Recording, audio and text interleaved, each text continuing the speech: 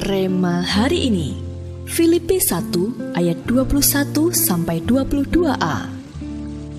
Karena bagiku hidup adalah Kristus dan mati adalah keuntungan. Tetapi jika aku harus hidup di dunia ini, itu berarti bagiku bekerja memberi buah.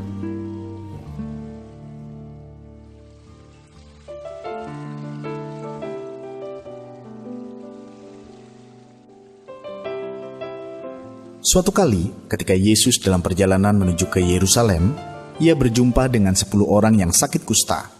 Yesus yang penuh dengan belas kasihan itu pun menyembuhkan mereka dan meminta mereka untuk menjumpai para imam. Dapat kita bayangkan bagaimana sukacita dan rasa syukur yang mereka rasakan. Namun Alkitab mencatat, dari ke-10 orang yang disembuhkan itu, hanya 1 orang yang kembali kepada Yesus. Sampai-sampai Yesus pun bertanya, kemana yang 9 lainnya? Tidak adakah dari mereka selain yang 1 itu yang kembali untuk memuliakan Allah? Dalam Lukas 17 ayatnya yang ke-11 sampai dengan 18. Mungkin kita pun bertanya-tanya dan menyayangkan ke-9 orang yang tidak kembali kepada Yesus. Bukankah sudah sepantasnya mereka kembali untuk memuliakan Allah karena hidup mereka sudah diselamatkan?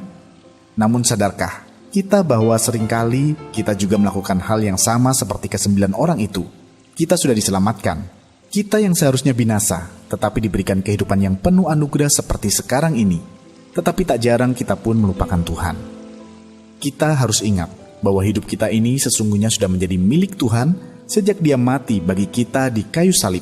Sama seperti Rasul Paulus yang berani berkata bahwa hidupnya adalah milik Kristus sejak ia menerima keselamatan darinya. Sikap hati Rasul Paulus inilah yang menyentuh hati Tuhan. Sebab ia bersungguh-sungguh mendedikasikan hidupnya bagi kemuliaan nama Tuhan.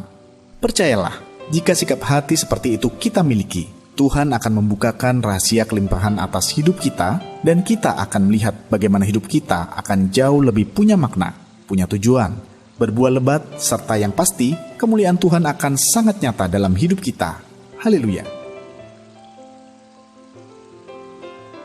Sudahkah Anda sepenuhnya menyerahkan kepemilikan hidup Anda menjadi milik Yesus? Mengapa demikian? Aspek apa yang paling sukar untuk Anda serahkan menjadi milik Yesus? Kendala apa yang Anda hadapi?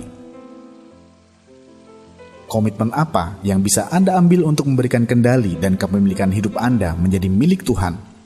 Tuliskanlah.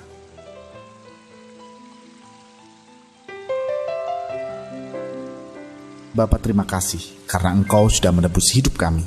Kami yang seharusnya binasa, kini beroleh kehidupan yang baru. Ini komitmen kami ya Tuhan, untuk menyerahkan kepemilikan hidup kami menjadi kepunyaan-Mu. Berkuasalah dan jadilah yang utama dalam hidup kami. Di dalam nama Tuhan Yesus kami berdoa. Amin.